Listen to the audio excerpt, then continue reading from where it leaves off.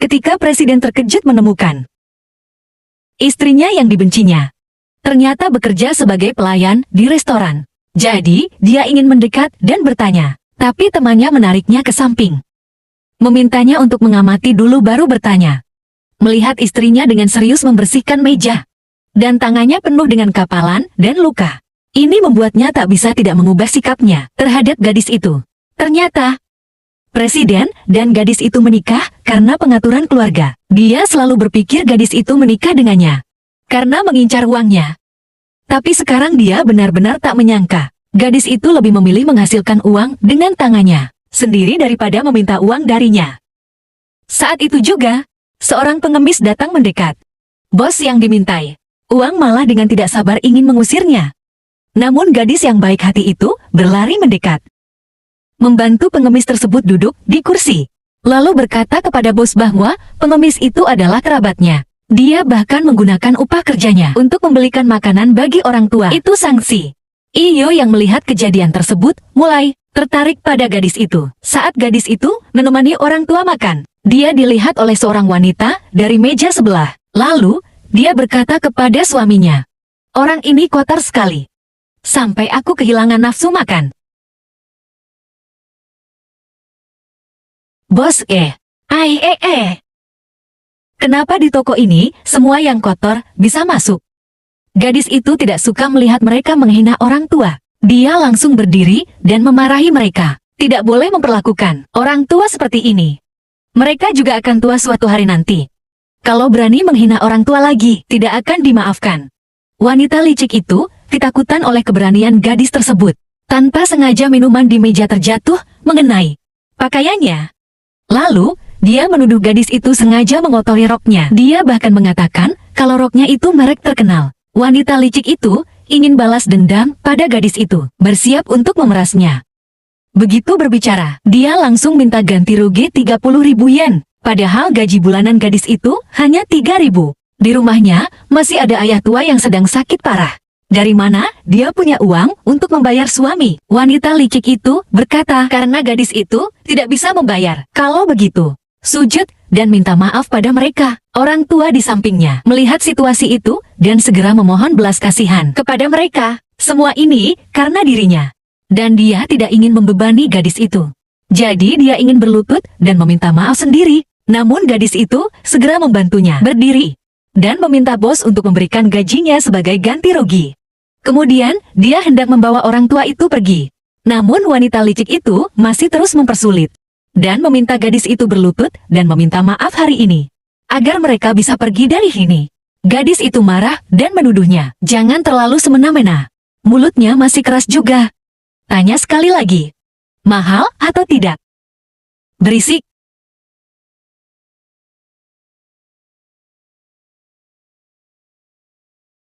"Bos, berapa omset kalian bulan ini?" "Sekitar 100.000. Ini 200.000. Mau nggak saya beli sebulan penuh tempat kalian?" Mau. Saya ada syarat, silakan. Silakan suruh kedua orang ini pergi semua. Kenapa kami harus pergi? Terlalu banyak lalat di sini. Kotor sekali. Siapa yang kau bilang lalat, Tuan? Tuan, jangan marah. Bagaimana kalau begini? Siang ini, kita akan kembali. Pria itu merasa dihina oleh presiden dengan uang ini. Membuatnya kehilangan muka marah. Dia langsung mengambil botol anggur untuk menyerang presiden. Namun dia langsung dilempar ke kursi. Pria itu dengan marah, segera memanggil bala bantuan. Sekelompok bos geng segera datang. Bos langsung melihatnya. Itu adalah wakil presiden dari grup Bima. Karena seluruh jalan ini adalah milik grup Bima. Selama si botak berbicara, tokoh kecilnya tidak akan selamat. Jadi dia mulai memuji si botak. Siapapun yang melihat kakakku harus menunduk. Iya, lihat mereka. Mereka tidak berani bicara. Hahaha. Si botak dengan sombong memerintah lagi. Presiden direktur hari ini harus berlutut dan meminta maaf kepada pria itu, serta memberikan kompensasi sebesar 10 juta. Baru dia akan mempertimbangkan untuk memaafkan. Jika tidak hari ini, kakinya pasti akan dipatahkan. Tapi Presiden Direktur sama sekali tidak menganggapnya serius. Mengatakan dia bahkan tidak menganggapnya sebagai manusia. Si botak yang mendengarnya marah dan menyuruh anak buahnya untuk mengajarinya pelajaran. Namun tak disangka, saat itu, Presiden Direktur grup Tianma tiba-tiba datang. Begitu datang tanpa bicara dua kata, langsung memberi pria botak sebuah tamparan besar. Memarahinya sebagai bodoh. Tidak bisa melihat status Yu-nya. Dia adalah Long Xiao. Long Xiao.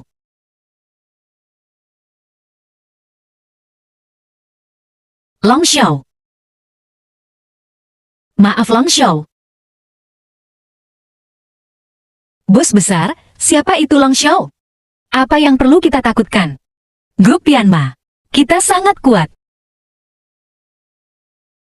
Bodoh grup Tianma dibandingkan dengan grup Long. Tidak ada apa-apanya. Tolong tunjukkan belas kasihan. Jangan jual saham kami tolong. Jika dijual, kita akan hancur. Orang di bawah sini tidak mengerti. Siapa yang menyinggungmu? Hajar dia habis-habisan. Istri saya digigit anjing. Kamu bilang bagaimana? Kamu adalah Nyonya Long.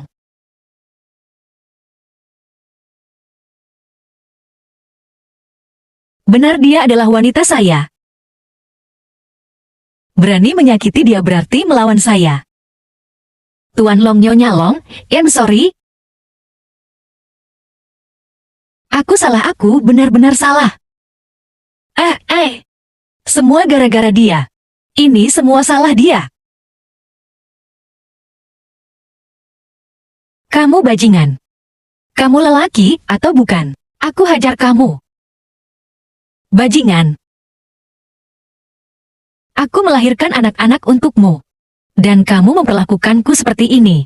Berani-beraninya kamu memukulku. Dasar perempuan gila. Kamu menggigit orang di luar sana. Dan masih berani membantahku. Aku salah. Aku bunuh diriku sendiri. Menaklukkan kembali seperti raja. Orang yang sombong karena kekuasaannya.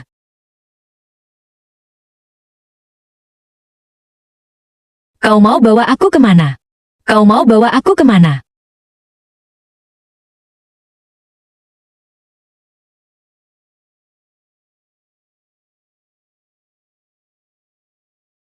Kau mau bawa aku kemana? Aku sudah bilang. Jangan sampai terlihat di luar. Aku juga sudah bilang. Aku bukan budakmu. Aku bebas. Bernyanyi di jalan dan bekerja sebagai pelayan. Kalau kamu kekurangan uang, kenapa tidak bilang padaku? Apakah kamu akan mengeluarkan uang untukku? Aku sudah membelikanmu seluruh jalan. Kamu lupa itu untuk dirimu sendiri.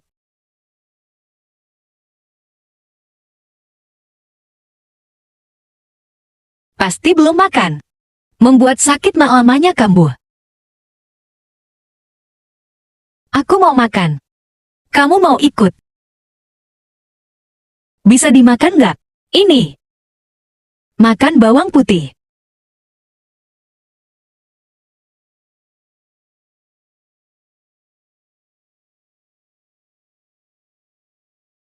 Saat ini, seruling bulu adalah pusat hatiku.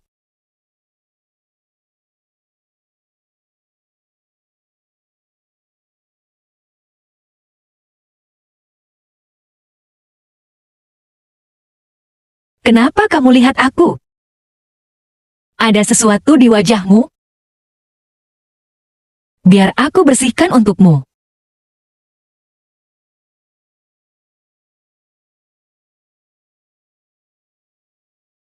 Nikmati surgamu, sekarang aku akan menyelamatkan hidupmu.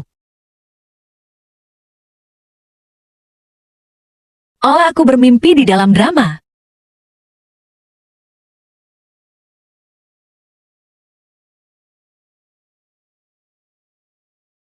Tidak, ini tidak boleh. Yang dia cintai bukan aku, atau Kurwafan. Sadarlah jangan sampai terjebak. Aku masih harus pergi ke rumah sakit. Aku pergi dulu. Kenapa aku begini? Mengapa aku punya perasaan khusus terhadapnya?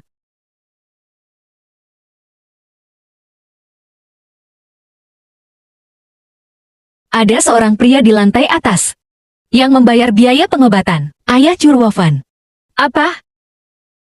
Perawat, katanya seorang pria berpakaian mewah. Ternyata kebersihan luarnya hanya pura-pura.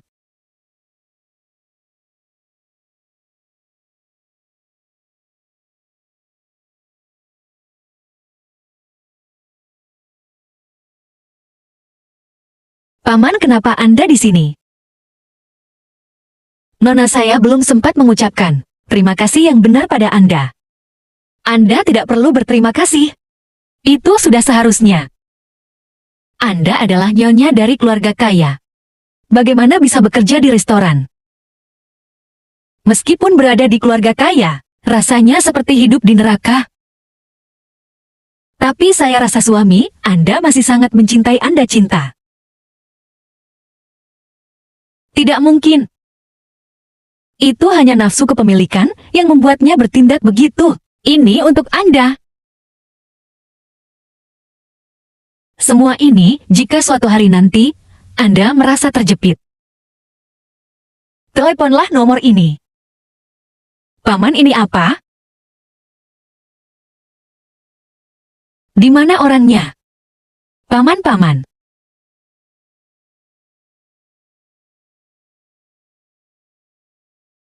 Ternyata semuanya sudah direncanakan Churwovan. Kau bajingan.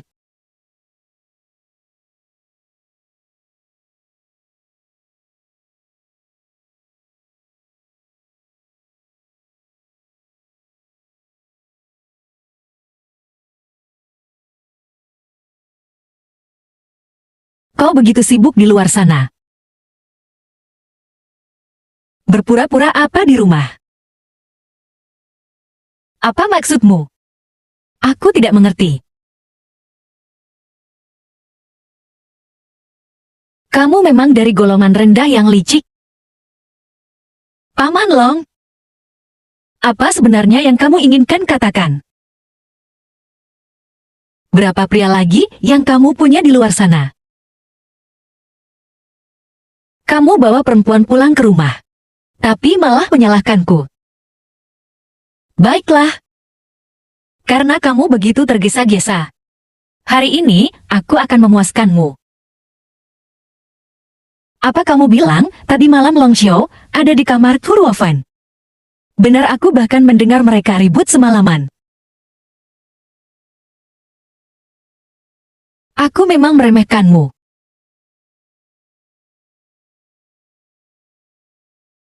Begitu banyak hal. Kemarin aku malah tertidur.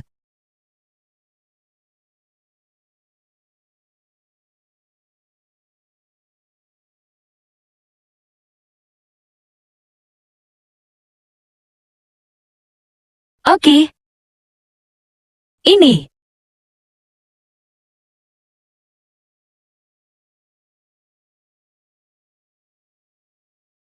Perempuan seperti ini tidak boleh dikasihani.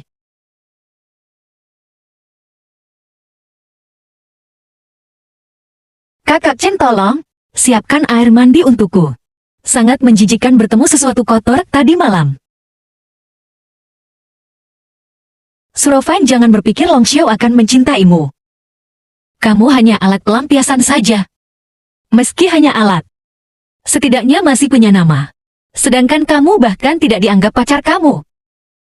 Kamu tidak takut dihina karena tinggal di rumah suami orang begini? Apakah kamu tidak khawatir orang lain akan mencemooh? Aku hanya tinggal di sini sementara karena ayahku sedang dikejar utang. Ini hanya sementara saja. Kalau sudah jadi tamu, haruslah bersikap seperti tamu kamu. Jangan kira kamu bisa naik pangkat hanya karena tidur dengan Dagon Xiao. Hari-hari baik menantimu di masa depan.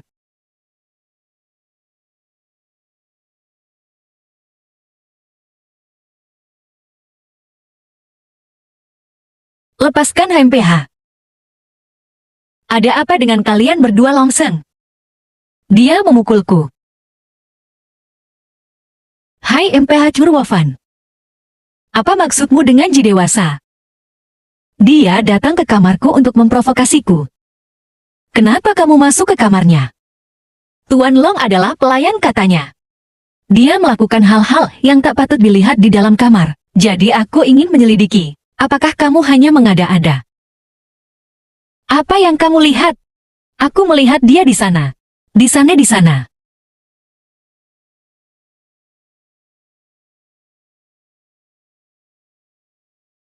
Apa ini? Ini aku tidak tahu.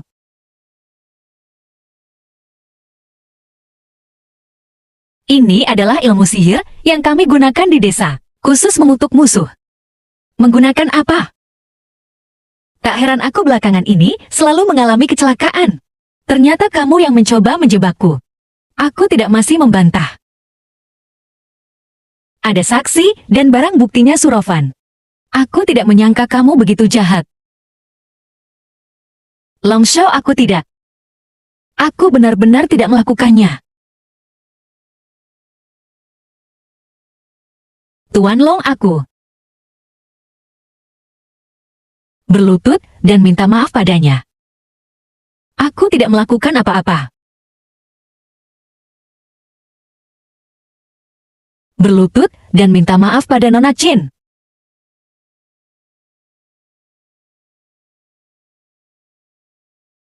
Suan Long tidak mau mengakui kesalahan.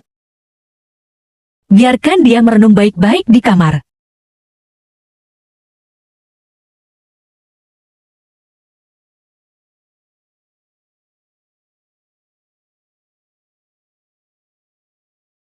Di atas, ha!